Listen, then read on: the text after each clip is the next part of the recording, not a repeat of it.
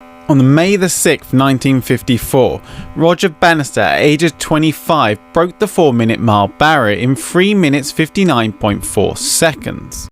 In this video by SSA Athletics, I'm Adam McCarthy, and today we'll detail how he did it and how you can potentially improve your running in line with what Roger Bannister was doing, as well as the science behind it. 4-minute mile is memorable as a race to become the first human being to run under 4 minutes 4 laps of an athletics track. That being John Landy from Australia, Roger Bannister, and Sandy Roberts had all run 4:02 at this point in time. As the gun fired, Chris Brasher went into the lead and I slipped in effortlessly behind him, feeling tremendously full of running. My legs seemed to meet no resistance at all, almost as if impelled by an unknown force. I so love this old footage and the posh way they used to say things. And that unknown force you're talking about, well, that is called drag. And what you're effectively doing is going within a pack. You are slipstreaming in behind another fellow athlete. When you're doing running and you enter the pack, the middle runner is actually using less energy than the person in front. The person in front is, in theory, dragging them round in clean air. Therefore, they use less energy. Plus, you can also use the front runner as a hare to try. If they go faster, you go faster. If they go slow, you keep in behind them. And this helps to motivate that athlete to potentially run faster, push harder than what they would normally do, and therefore technically run faster. Now, drafting in athletics and in running in particular, there isn't that much of an advantage taken, but it's just enough advantage for you to potentially not utilize as much energy as a guy who's leading from the front. When we compare this to other sports like swimming or even cycling, where that advantage is greater. Also, the faster you are moving, the greater the effect of drag has upon you. So, for instance, in cycling, they cycle faster around a track than what an athlete would run round, and as a result, feel the effects of drag more. We seemed to be going so slowly. Impatiently, I shouted faster, but Brasher kept his head and didn't change the pace. I'm pretty impressed that Roger Bannister could shout while running a competitive race. The Grand Prix level of athletics in modern day athletics, we often employ the use of hares, or otherwise known as pacemakers. These are professional athletes whose job is to lead from the front and effectively shield the pack from the elements, as well as helping them run faster. If you get faster times, people are more likely to watch, and therefore you're more likely to have a more exciting race. In the day of Roger Bannister, they didn't have, or the idea of concept of a professional, the idea or concept of having a pacemaker was a very new idea and wasn't very well seen on the circuit. The athletics in itself was not professional, it was truly 100% amateur, so therefore you wouldn't have any pacemakers paid. And the pacemaking you've seen here was actually more to do with the techniques and what they've been trained on with the coach, and what the race plan the coach had came up for all three athletes. Noticed I said elements. What the front runner does is, in theory, help block the athletes behind from all the elements. And therefore it prevents that force from front, the friction being the wind, and that can help slow you down. Now, if you're shielded from the wind by the front runners, you therefore utilize less energy again. That's why on the Grand Prix circuit you may see 2 or 3 runners in the more longer distance events surrounding the athlete. So you have 1 in front and then 2 or 3, either 1 in behind or 1 around the side, acting as a shield. Now, in the professional Grand Prix series, when the front runners go off, you have 1 or 2 pushing them around, and then maybe 1 or 2 behind in the pack itself, helping to bring them along and helping to shield them from the wind. By them going on the outside, that helps with that shielding of the athletes in the pack. This is even more noticeable, the effects of the friction placed upon the athlete, more noticeable in even more stronger windier conditions. Generally, if it's more windier, the slower you run, because you're going around the 400 meter track, and at one point you're going to get slowed down, while at the next point you've got the wind behind you acting like a missile behind your backside. But likewise, the effect of having a front runner shielding the athletes behind is even greater and even more noticeable in even more windier conditions. And when you are new to middle distance, especially the 800s and the 1500s, it can be so tempting to try and run it out into the front, because when you're out in front you can see everyone around you and you're trying to compete, you're trying to race with people, but that's not necessarily smart. What you want to do, and what many of these athletes do, is they learn to run in a pack. They do pack running as part of their training, and they get used to running a pack and realize how they can run in a pack to best suit their performance. Now, likewise, if you're in the pack, there's going to be a lot of bustling, a lot of juggling, and when it comes to the point where you need to sprint out, sometimes that pack isn't strung out enough, so you end up being caught within it, not being able to push on in order to win the race. You get kind of like caged in. There are two main types of drag which affects an athlete. First of this is friction, or friction with the surface. As you hit every stride length, you in fact create friction with the surface, and that can potentially slow you down depending on how you land, as well as form friction, that being the shape of the athlete or the shape of the pack and how their running form affects them and the amount of drag that is created because of it. There is also a certain amount of air resistance depending on the conditions. This can vary between 2 to 6%, depending on how windy it is. I went on worrying about the pace until I heard the first lap time of 57.5 seconds. In the excitement, my knowledge of pace had deserted me. Brescia could have run the first quarter in 55 seconds without my realizing it, because I felt so full of running. But I should have had to pay for it later. At 1.5 laps, I was still worrying about the pace. A voice shouting, "Relax," penetrated to me above the noise of the crowd. I learned afterwards it was Stanford's. Unconsciously, I obeyed. If the speed was wrong, it was too late to do anything about it. So why worry?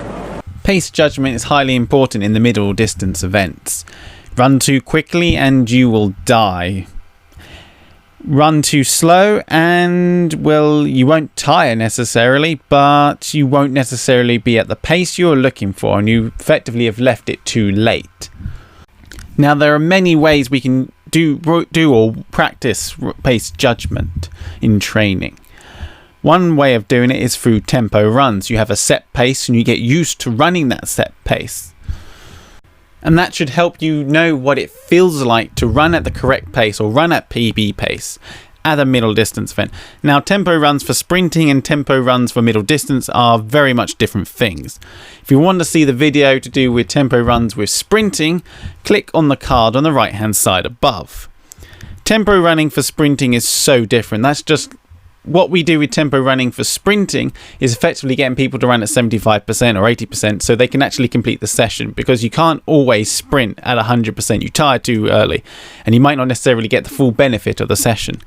Tempo running in middle distance is literally about running at a certain pace so you know how it feels to run. Now, Roger Bannister and the rest of his training group, trained very much differently to how other athletes were training at the same time. The theory used to be that you had to get miles in, especially in the winter. Now, Roger Bannister and the group didn't necessarily get much miles in, especially in winter training, which is more aimed towards getting you fit, getting you generally fit, and before you get into your specific preparation and your speed training later on into the spring and the summer.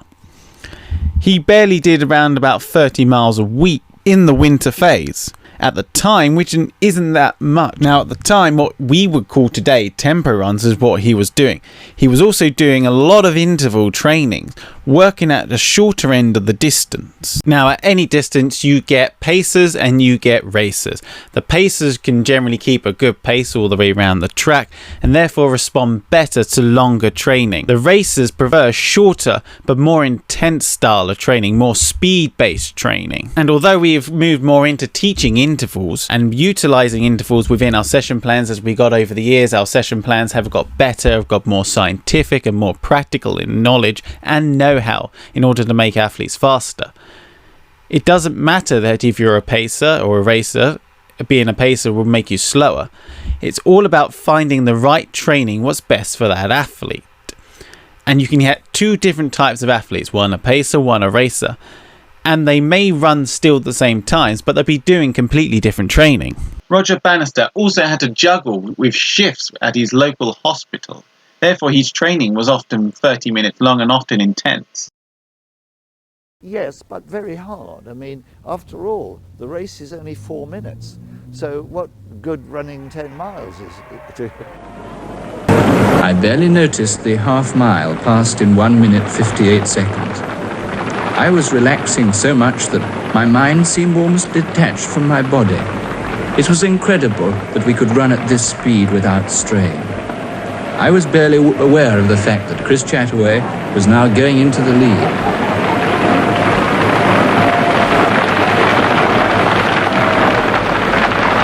When you are at your fittest, the competing side of it feels easier. Now what you can see here is Roger Bannister and the guy in the third place moving round into the lead, utilising that slipstream effect from the front runner, giving them all that nice clean air and also helping them, shielding them from the conditions.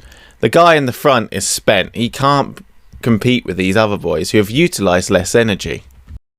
What Roger Bannister has done here is followed the attack from the runner in third and followed through, still keeping in that clean air and still behind him.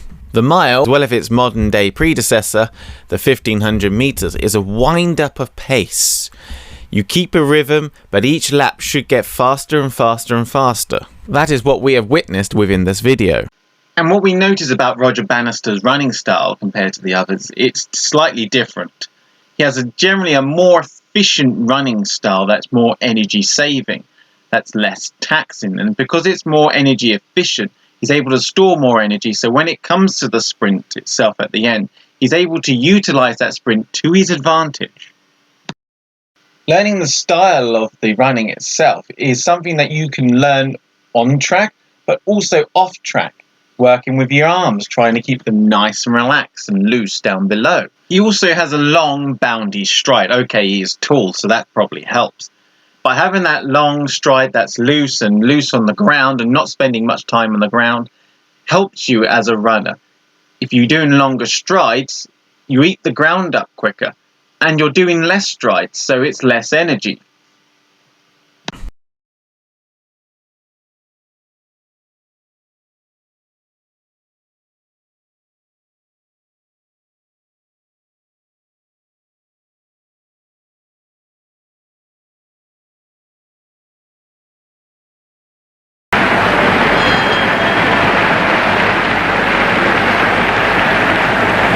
Three-quarters of a mile, the effort was still barely perceptible. The time was 3 minutes 0.7 seconds, and by now the crowd was roaring. A 4-minute mile was possible. Somehow, to do it, I had to run the last lap in 59 seconds. Chataway led round the next bend, and then I pounced past him at the beginning of the back straight, 300 yards from the finish. I had a moment of mixed joy and anguish when my mind took over. It raced well ahead of my body and drew me compellingly forward. From the bell indicating the last lap, what Chataway should have done is cover that move from 300 metres in and try and keep with him. Yet again, he might be going as fast as he can. He might be just sprinting at his 400 metre pace. Whereas Roger Bannister, who's been behind both athletes, has got a lot more energy left and is able to pass and move round him. What Roger Bannister has done here is just said, "Thank you very much, lad, and now I'm going to go out and win it." I felt that the moment of a lifetime had come. Those last few seconds seemed never-ending. A faint line of the finishing tape stood ahead as a haven of peace after the struggle. I leapt at the tape, like a man taking his last spring to save himself from the chasm that threatens to engulf him. My effort was over, and I collapsed almost unconscious with an arm on either side of me. It was only then that the real pain overtook me. I knew I had done it before I even heard the time. I felt as if I was too close to have failed. The mile has a special place in athletics history, being the only event that's not in metric. Okay, it's 1600 metres, but the metric mile in modern day sport of athletics is 1500 metres, 3 3/4 laps of the track. However, the mile itself is a benchmark for athletes today to gauge where they are. Generally in marathons, for instance, you're looking just to get over 4-minute miles if you can. Nowadays, loads of people have got under the 4-minute miles. It happens every year. Thousands of people, even some school kids do it. Such is the progression of athletics and the progression of the human body and our understanding of training. if you like to use a nerdy term, such as the power creep of athletics. Landy is 300, Hallberg is 548, Milligan is 632, Bannister is 329. That is definitely not an indication that those four men are the men to watch, because the other four are fine competitors. Now later on, Lindy and Bannister would meet in the Commonwealth Games in Vancouver.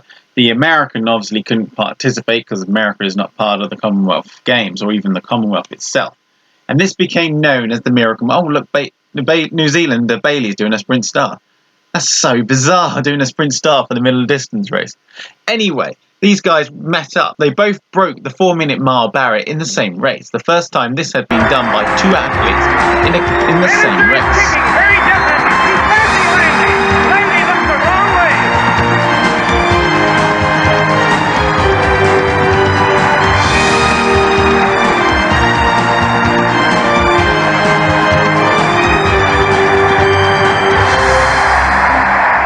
Dr. Roger Gilbert Bannister of England over John Michael Landy of Australia, 1-2.